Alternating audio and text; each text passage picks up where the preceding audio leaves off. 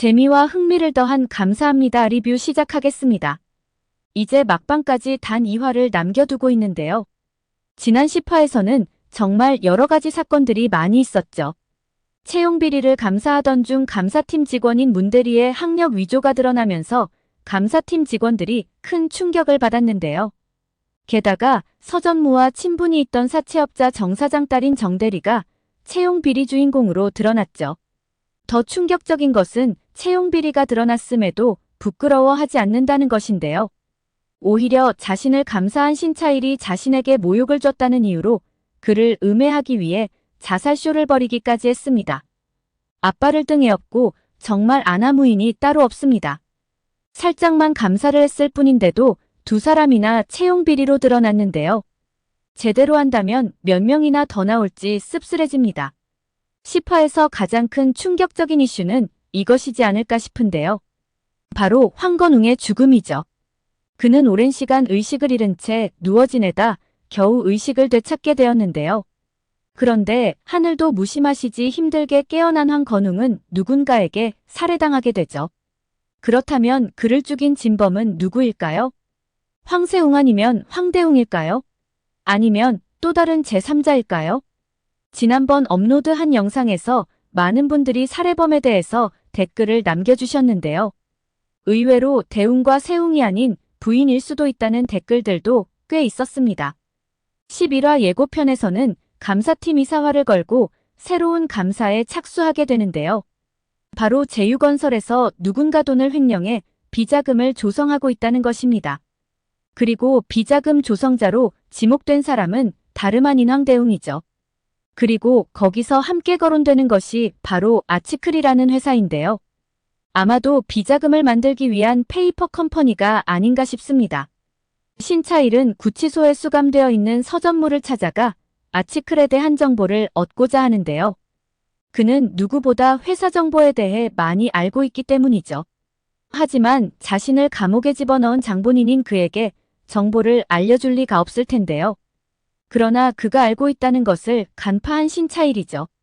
신차일은 면접 당시 제휴건설에는 쥐새끼가 정말 많다고 했었는데요. 잘 나가던 회사가 성장을 멈춘 이유도 그 쥐새끼들 때문이라고 했었죠.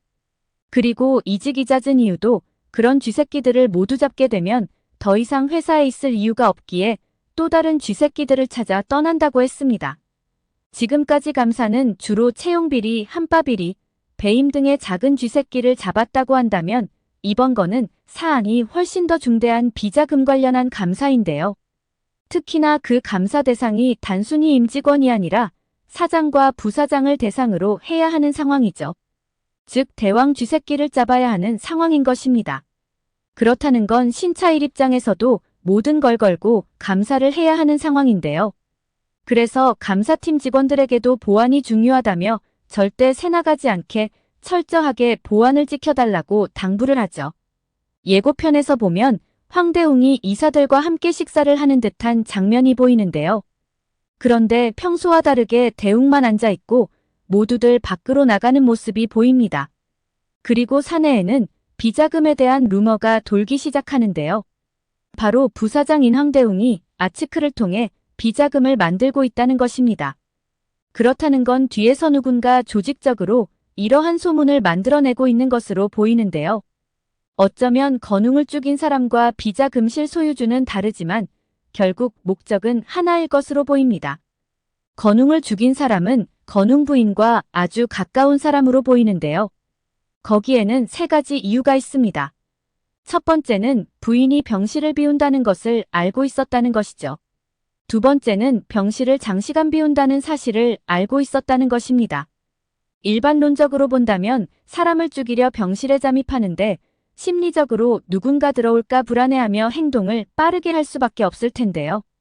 그런데 그 장면을 보면 아주 여유롭게 걸어 들어와 여유롭게 빠져나가는 것을 볼 수 있죠. 그렇다는 건 그 시간에 들어올 사람이 아무도 없다는 것을 알고 있다는 얘기이죠. 세 번째는 라이터를 현장에 떨어뜨려 놓고 갔다는 것입니다. 이것은 아주 고의성이 짙어 보이는데요. 10화에서 대웅과 서진이 함께 사진에 찍힌 것도 담배 피러 나왔다가 찍힌 것이었죠. 아마도 이걸 참고해 그를 범인으로 몰기 위해 이런 초딩 같은 사고를 하지 않았을까 싶습니다. 이 시간에 건웅 부인이 집에 다녀온다는 걸 알고 있는 사람은 황세웅밖에 없었는데요. 그렇다는 건 그가 용의선상에 첫 번째로 오를 수밖에 없는 상황이죠. 황세웅의 인물 소개란을 보면 재벌이라는 우월의식도 있지만 직원들을 대하는 매너와 행동의 품위를 지키기 위해 늘 신경을 쓴다고 되어 있습니다. 하지만 그에 보여지지 않는 또 다른 이면도 존재하는 것으로 보이죠. 창업주의 두 아들인 건웅과 세웅은 처음부터 임원으로 회사 생활을 시작했었는데요. 반면 대웅은 혼외자로 태어나 어린 시절부터 아버지한테 야구방망이로 맞는 등 온갖 학대를 받으며 자랐죠. 그런데 이러한 상황을 모두 지켜봤지만 도와주기는커녕 오히려 비웃고 썩소를 날리며 동조했던 것이 바로 황세웅입니다. 그는 건웅과 대웅 사이에 짓눌려 자신의 의견을 제대로 피력해 본 적 없이 둘째 콤플렉스를 가지고 자랐다고 되어 있는데요. 그렇다는 건 그의 내면에는 피해의식 또한 존재할 수 있다는 것이죠. 그것은 곧 밖으로 표출되지는 않았지만 형에 대한 불만은 늘 있었다는 것이고 형의 존재 또한 그에게는 달갑지 않을 수도 있지 않나 싶습니다. 어쩌면 위 비자금은 세웅과 대웅 두 사람 것이 아니라 죽은 건웅이 것일 수도 있지 않을까 싶은데요. 그리고 이 사실을 세웅은 알고 있었던 것이죠. 즉 건웅을 쓰러지게 함으로써 비자금도 자신이 가로채고 사장 자리에도 자신이 앉는 것입니다. 그리고 이것을 함께 도모한 사람이 있지 않을까 싶은데요. 바로 제2유건설의 방기호이죠.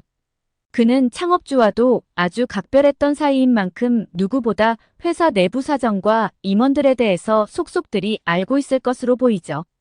그렇다는 건 건웅이 비자금을 만들고 있다는 것 또한 당연히 알았을 것으로 보이죠. 제2건설의 회사 자금 상태는 굉장히 나쁜 편인데요. 특히 건웅이 사장으로 재직하던 시절부터 적자로 전환되기 시작해 위기에 가까울 정도로 회사 사정이 안 좋았던 것으로 보이죠.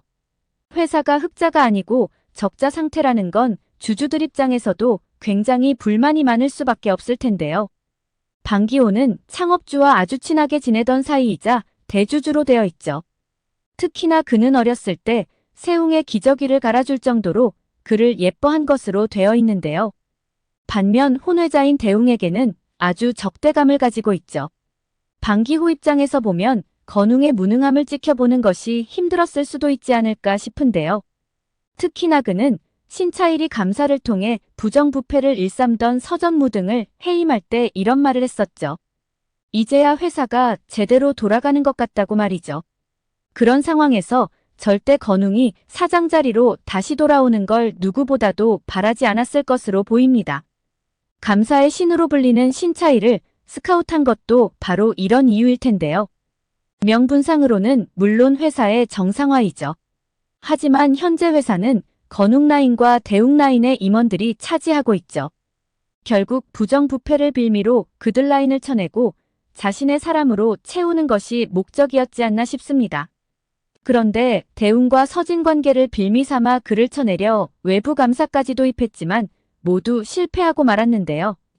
심지어 신차일의 칼 같은 감사가 어느 순간 자신의 일에 방해가 된다는 생각까지 갖게 된 것입니다.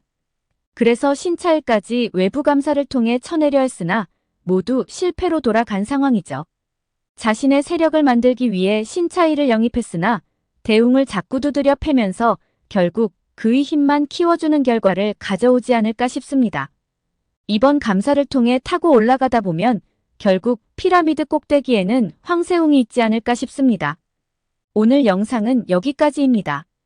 구독, 좋아요는 언제나 제게 큰 힘이 됩니다.